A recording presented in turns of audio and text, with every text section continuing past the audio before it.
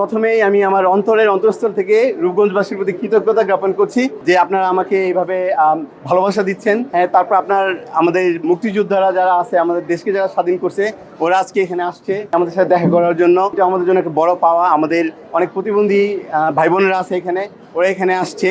আমরা একটা ফ্রি চিকিৎসার জন্য সবাই আয়োজন করছে ক্যাম্পের জন্য, এটা একটা বড় পাওয়া। সবচেয়ে বড় কথা, আমি রূপগঞ্জের সন্তান। আমি কিন্তু রূপগঞ্জে ক্লাস 5 পর্যন্ত পড়াশোনা করেছি দরিকান্দি স্কুলে। আমি এখানকারই সন্তান। তো এইখান থেকে আলহামদুলিল্লাহ আপনাদের দোয়ায়, আল্লাহর দোয়ায় আমি অস্ট্রেলিয়া সবচেয়ে বড় যে ডিগ্রি সেটা অর্জন করেছি। সেই রূপগঞ্জের চিকিৎসা ব্যবস্থাটাকে কিভাবে আরো আধুনিক করা যায়, আরো যুগোপযোগী করা যায়, আমরা এটা করবোই। কিন্তু আমার শুধু রূপগঞ্জ না, রূপগঞ্জ হয়তো মডেল হিসেবে আমরা শুরু করতে পারি, কিন্তু সারা বাংলাদেশের জরুরি চিকিৎসা ব্যবস্থাটাকে কিভাবে আরো উন্নত করা যায়। ধরেন আপনার বুকে ব্যথা হয়েছে, আপনি যাতে বাসায় বৈশা অ্যাম্বুলেন্স কল করতে পারেন, অ্যাম্বুলেন্স আপনার বাসায় গিয়ে নিয়ে আসবে। বাসায় গিয়ে নিয়ে এসে আপনার জরুরি হইলে আপনাকে জরুরিভাবে চিকিৎসা দিবে, আপনার যেখানে পাঠানো দরকার সেখানে পাঠাবে। এটা একদিনে হবে না, ছোট ছোট পাইলট হিসেবে শুরু করে ইনশাল্লাহ ভবিষ্যতে একটা সময় বাংলাদেশের হেলথ সিস্টেম বিশ্বের অন্যান্য আধুনিক দেশের সাথে ইনশাল্লাহ কম্পারেবল হবে। তো শুনছি অনেক দূর দূর থেকে অনেক সিনিয়র মুক্তিযোদ্ধারা আসছে, অনেক মানুষ আসছে।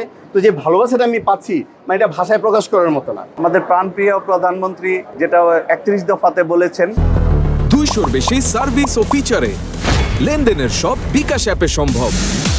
বাংলাদেশের বিজ্ঞান সম্মত করা যায় আরো, সেই লক্ষ্যেই অস্ট্রেলিয়া থেকে যে আমার ছোট ভাই সহ ওরা যে টিম এসেছে বাংলাদেশের চিকিৎসা ব্যবস্থাকে আধুনিক করার জন্য, এবং একেবারে তৃণমূলে থানায় এবং ইউনিয়ন পর্যায়ে কিভাবে মানুষের কাছে এই চিকিৎসা ব্যবস্থা পৌঁছে দেওয়া যায়। ইমার্জেন্সি চিকিৎসা ব্যবস্থা, একজন রোগী যদি হার্ট অ্যাটাক করে, সে ডাক্তারের কাছে যাওয়ার পর উনি যদি তাকে হার্ট ফাউন্ডেশনে ঢাকায় পাঠান, ততক্ষণে রাস্তায় অনেক রোগী মারা যায়। যদি তাকে ইমার্জেন্সি চিকিৎসাটা ওই থানাতে, ওই গ্রামে, ওই ইউনিয়নে দেওয়া যায়, ইমার্জেন্সি যে একটা ইনজেকশন পুশ করা যায়, তাহলে তার হার্ট অ্যাটাক কিন্তু বন্ধ হয়ে যায়। সে যদি স্ট্রোক করলে তাকে একটা বিভাগ থেকে অন্য বিভাগে নেওয়া বা ঢাকায় আনার রাস্তায় যদি সে চিকিৎসার অভাবে মারা যায়, তো এইখানে সবচেয়ে গুরুত্বপূর্ণ ভূমিকা রাখতে পারে এই ইমার্জেন্সি চিকিৎসা ব্যবস্থা। এই জন্য আমি ব্যক্তিগত তরফ থেকে আমার ছোট ভাই সহ এবং আমাদের রূপগঞ্জের গ্রামবাসীর সবার পক্ষ থেকে তাদেরকে ধন্যবাদ জানাই যে বাংলাদেশের মানুষের জন্য তারা এভাবে চিন্তা করেছে।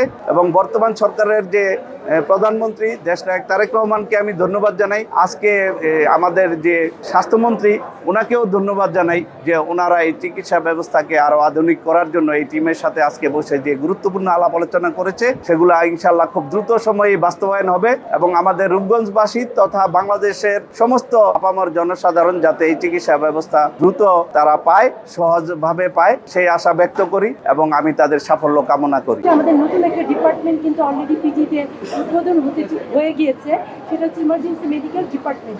সেখানে আমাদের পোস্ট গ্রাজুয়েশন একটা চালু হয়েছে কোর্স, যেখান থেকে আমাদের এই বিষয়ে এক্সপার্টিস যারা তারা বের হয়ে যাবে, এবং তারা এখান থেকে বের হবার পরে আমি মনে করি এই চিত্রটা সম্পূর্ণ ভিন্ন হবে। এবং আমরা যদিও আসলে আমরা অনেক দিক থেকে অনেক র্যাঙ্কিংস আছে, তবে এটা সবার উদ্যোগের মাধ্যমে ধীরে ধীরে ফিল আপ হচ্ছে এবং ভবিষ্যতে আরও বেশি ফিল আপ হবে। এবং যেহেতু ডক্টর স্যার রূপগঞ্জের সন্তান, সেই হিসেবে রূপগঞ্জ অবশ্যই প্রায়োরিটি পাবে। এবং আমি তো আছি, যেহেতু আমার ফ্রেন্ড, তো সুতরাং ওর কাছ থেকে যা যা শেখার বা আপনাদের জন্য যা যা করার আমি চেষ্টা করবো সেটা করার জন্য। আশা করি যে আমাদের দেশ একটা ভালো চিকিৎসা পাবে এবং ইমার্জেন্সি মেডিকেল সার্ভিসটা এত বেশি স্ট্রং হবে, যেটার জন্য অলরেডি বলেছে যে উন্নত দেশের সাথে আমরা কম্পারেবল হবো। ইনশাল্লাহ আমরাও এটা আশা করি এবং কোনো কোনো ক্ষেত্রে হয়তো তার চেয়েও বেশি দূর আমরা যেতে পারি।